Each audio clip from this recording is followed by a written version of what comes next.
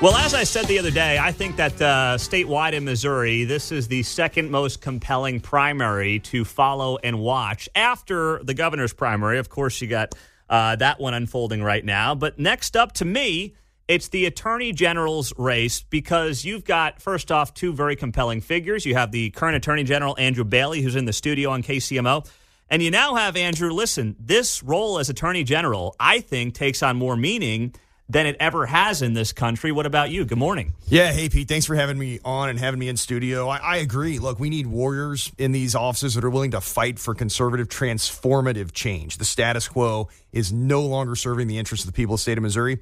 And that's what we've been delivering for the past 18 months, fighting and winning for Missourians, from removing the Soros-backed prosecutor in the city of St. Louis to increasing criminal prosecution by 133% to shutting down the transgender child mutilation clinics across the state of Missouri, to winning the lawsuit against President Biden's failure to secure our southern border and force his hand to build President Trump's border wall. Proud of the work we've done fighting and winning for Missourians and delivering that transformative conservative change. Did you think you'd be, when you took over this role from Eric Schmidt, did you think you'd be as busy with all these lawsuits as you've turned out to be, or have some of them even surprised you? I mean, it's definitely surprised me. I'm disappointed. I'm saddened. This is a dark day in our republic when you see the forces of the left from the top at Joe Biden, who things that he can't get passed through Congress, this radical, progressive, woke agenda that he can't get bills passed through Congress. He's just pushing through these administrative agencies in the form of administrative rules. That is illegal. It's unconstitutional. It violates separation of powers, constitutional principle. It undermines the rule of law. People don't trust the law if they think the president can just do whatever he wants.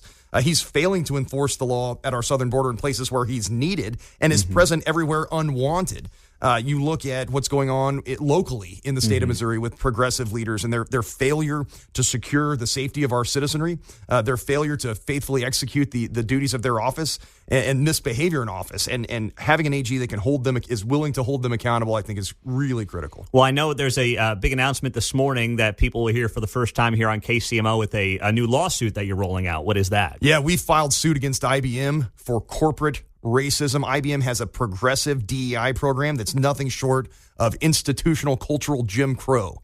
There's a video that surfaced late last year where the CEO of IBM bragged about enforcing racial quotas, said specifically that Asians are not an underrepresented ethnic group within the tech industry and thus must be punished, threatened to sanction his chief executives if they did not enforce those racial quotas and gerrymander the workforce at IBM. And it applied not only to prospective employees, potential hires, but also current employees. This is incredibly illegal. It violates the Missouri Human Rights Act. My office has authority under Section 213.126 to enforce the provisions that prevent that kind of racism in hiring decisions. So we filed suit and are going to put an end to this kind of corporate racism. You know, that's reminds me of what's happened with higher education with the Ivy League schools, where the group, everyone wants to make it, white and black. It's the Asian community that's been impacted the most because the perception is they're overrepresented based on their percentage of the population. The Asian community is getting crushed by some of this stuff. They're being punished by this kind of racial gerrymandering. Look, we shouldn't be making decisions in the provision of resources or opportunities based on people's skin colors, based on achievement, based on hard work, based on merit. That's the foundational principle of this country. And these DEI programs that create this culture of racism are a nefarious cancer on our culture that we've got to root out and eradicate. This lawsuit is an important first step in doing that. We're going to be the first state in the nation to harpoon the corporate racist DEI whale. I know that you've obviously followed some lawsuits involving Kansas City and some of the stuff going on here. Most recently, I believe, was the one involving the possibility of Kansas City welcoming illegal immigrants from Chicago and Denver. For people that don't know the backstory there, what was that lawsuit about? Where do things stand, and how should we be following this? Yeah, well, we've got a lawsuit pending to prevent President Biden's perversion of the parole process in the immigration code. In other words, the immigration code allows for the federal government to allow limited individuals for a limited purpose and a limited time. It's called parole. It's not a visa program. But what President Biden has done is say, okay, 10,000 people from Venezuela this month, 30,000 people from Guatemala next month. That's a visa program. Only Congress can authorize that in statute. They haven't done that.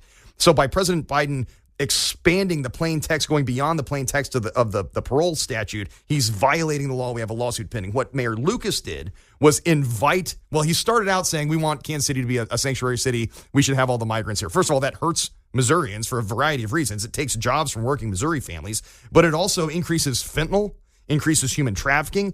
We've seen radical increases in these harms that are directly attributable to President Biden's failure at our southern border, and Quentin Lukes is going to invite those into Kansas City. How dare he do that? I would point out also that it is a criminal offense to knowingly transport illegal aliens into or through the state of Missouri.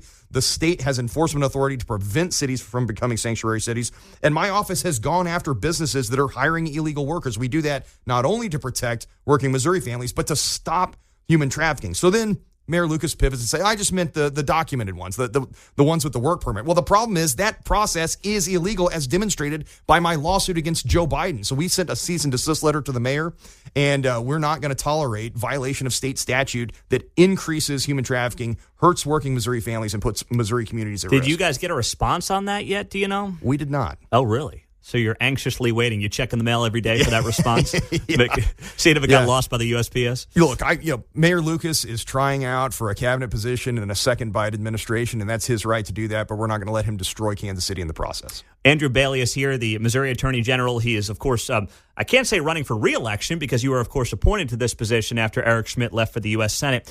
Your opponent was here the other day, and he's an attorney for Donald Trump, Will Scharf, and he said that he is trying to basically break up what he called, I guess, the cabal, the swamp of Jefferson City. How would you respond to that with him calling you part of the Jefferson City swamp? Yeah, I'm not from Jeff City. I don't fit the mold of a politician. I have no interest in being a politician. I'm a leader who served in the United States Army and brings that commitment to fighting and winning to the Attorney General's office. I'm carrying on a legacy of excellence left behind by Josh Hawley and Eric Schmidt. Nobody's calling them swamp monsters, and we've taken the work they've done and taken it in all new directions.